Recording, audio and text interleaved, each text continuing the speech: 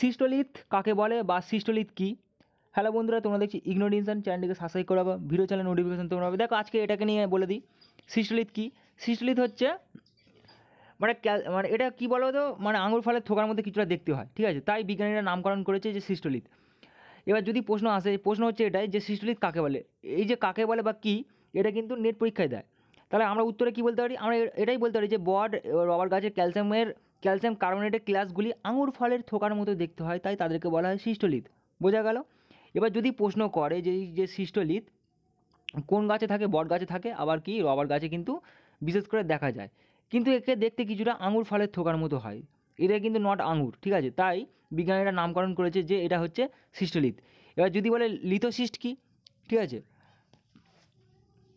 Lithocyst হচ্ছে সিস্টোলিথযুক্ত কোষকেই বলা হবে লিথোসিস্ট।